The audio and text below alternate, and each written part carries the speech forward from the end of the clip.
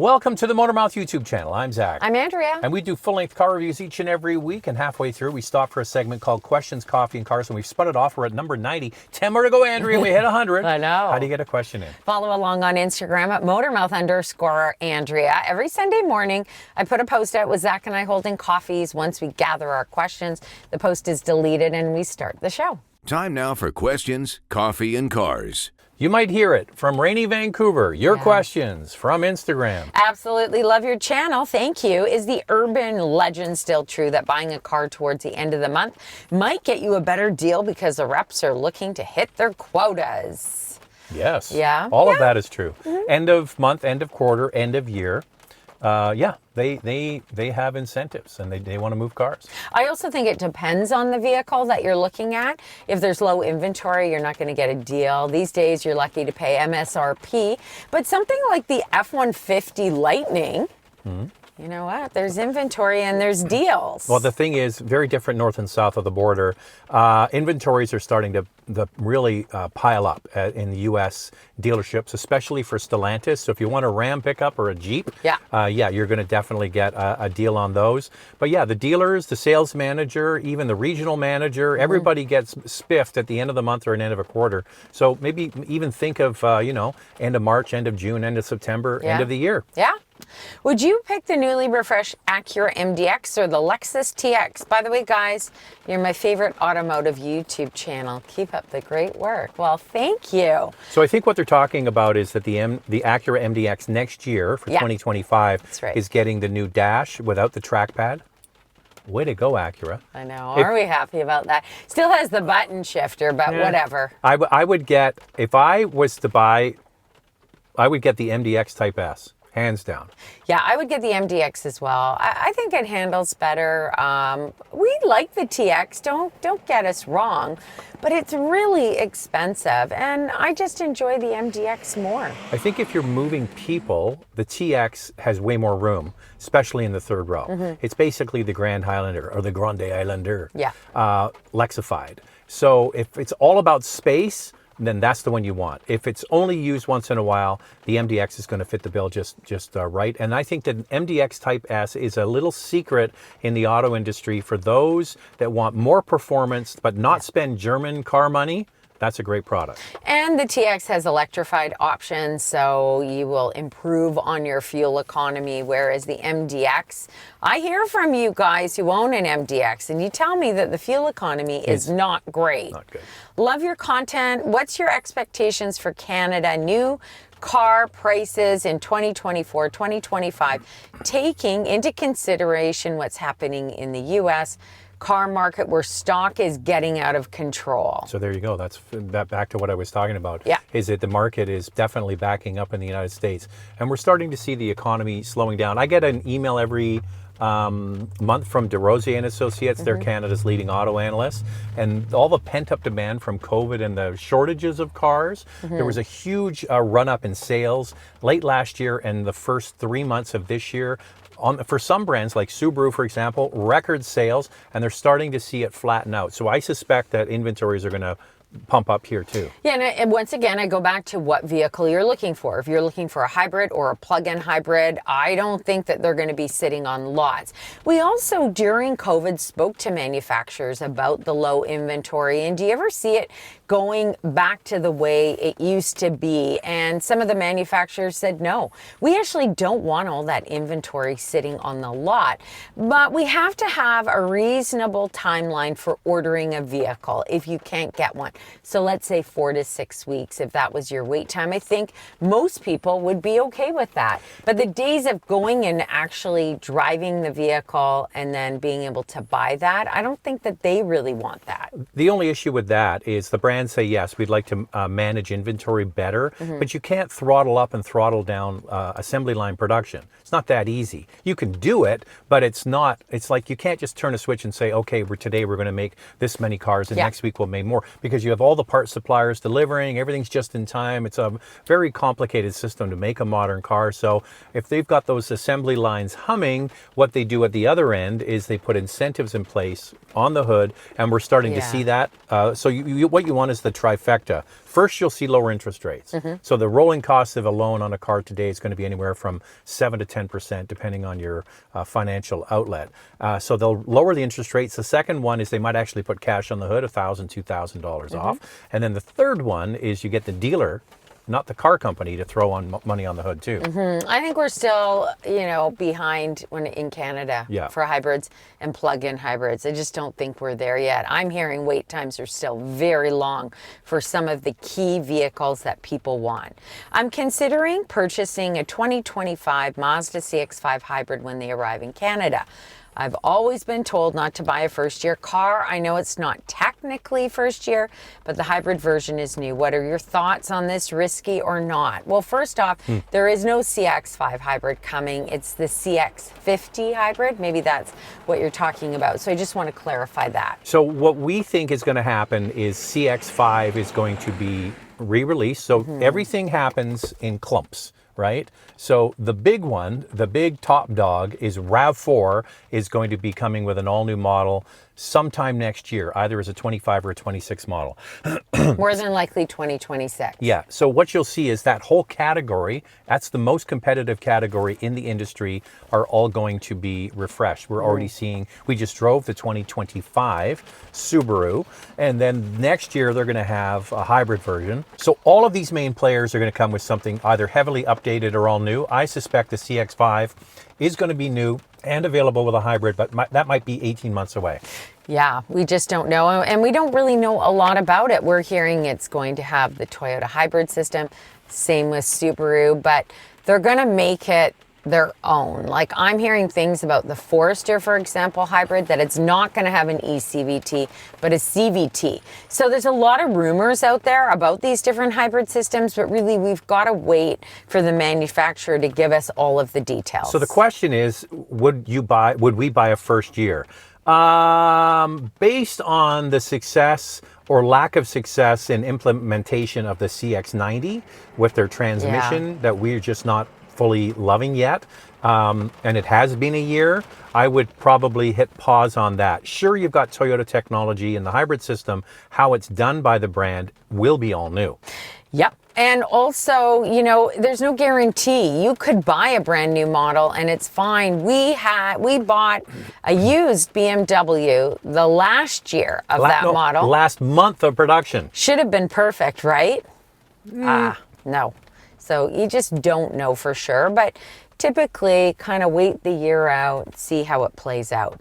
Could you explain what the designators after a Porsche model mean? GT, GTS, GTR, S. Love your show. You guys are the best. Thank you. Let me see them again, what they are. Okay. I just want to say when I hear GTS, I'm like, oh yeah, that's the one. Typically in you would think it would, like a Carrera S. S historically meant special.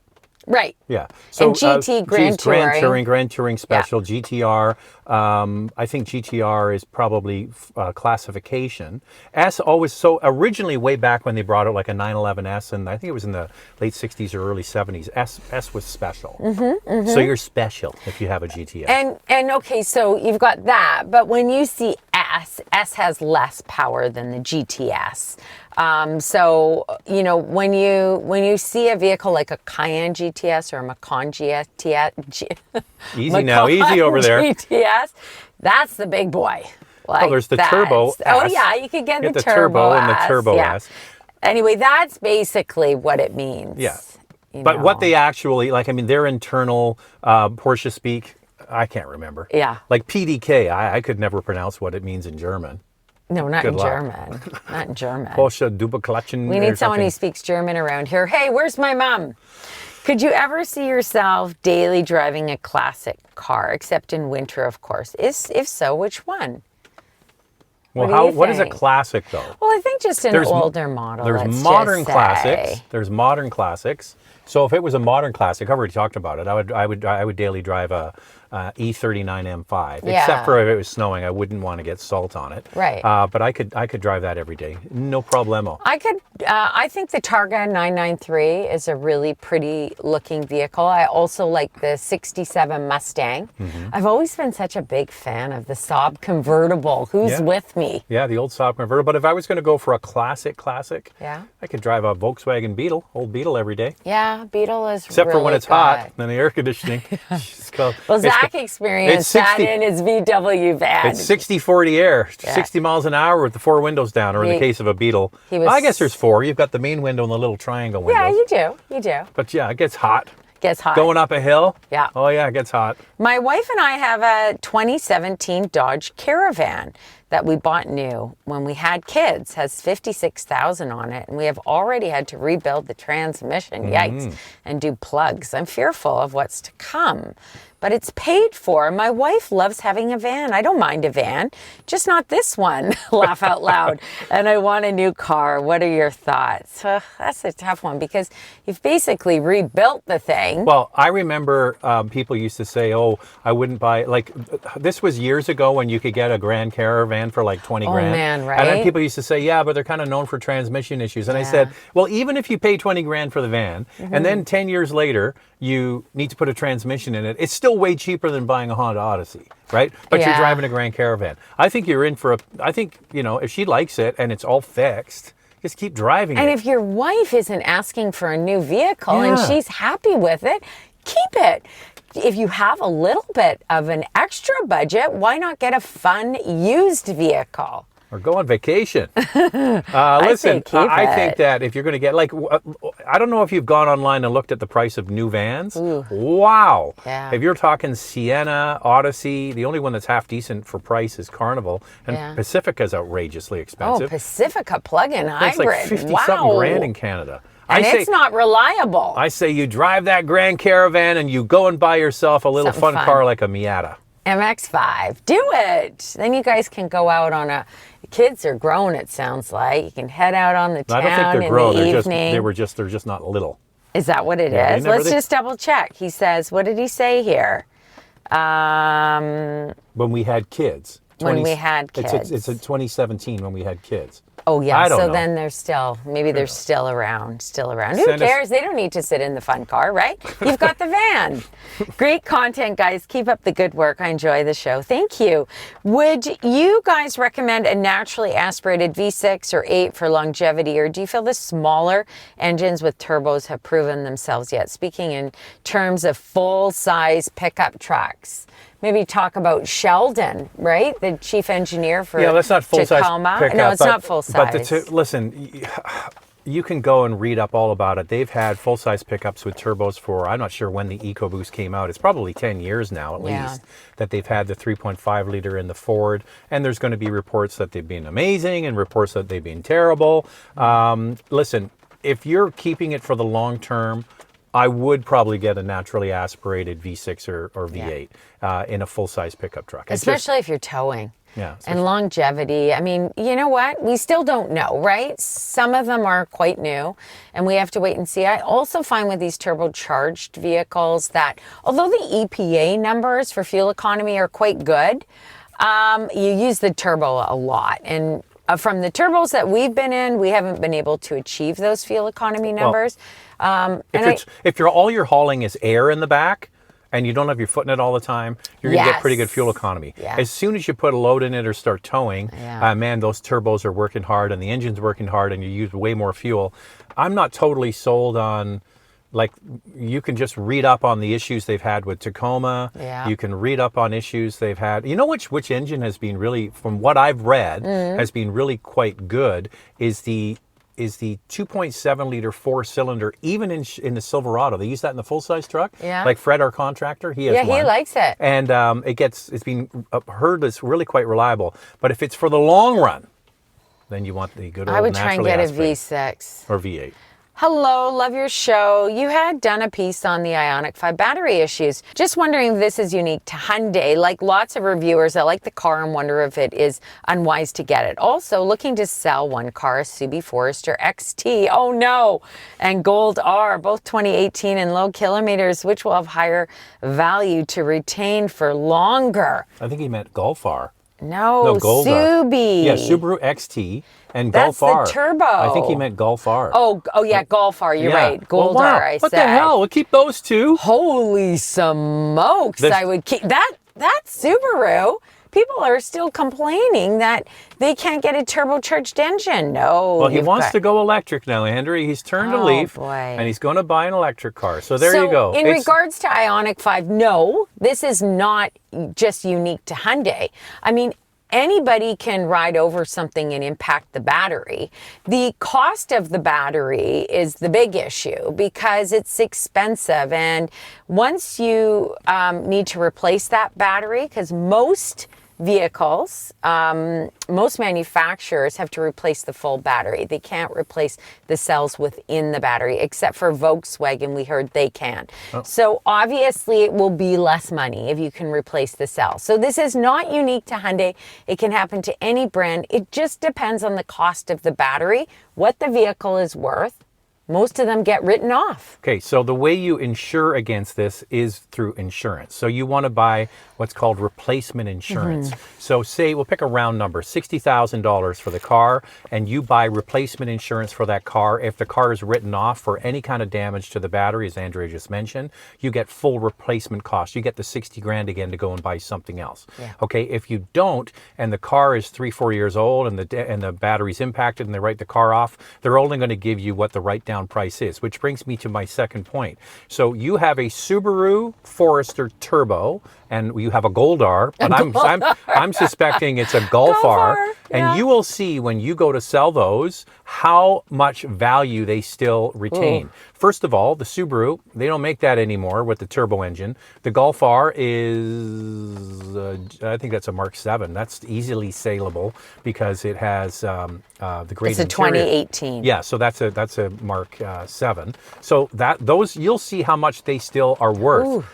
The electric car, after 7-8 years, you'll notice a big difference in what it's worth. So make sure it's fully insured to cover yourself, but also be prepared that you're not going to get the resale value in that car like you would in the Subaru and the Golf R. Because you've got unique. Anytime you have something unique, for sure, people will pay for unique. Just remember that. Get the replacement insurance if you're buying an electric vehicle to protect yourself. Leasing is another good idea for an electric vehicle. But that doesn't cover, the leasing doesn't cover the damage to the battery. No. No.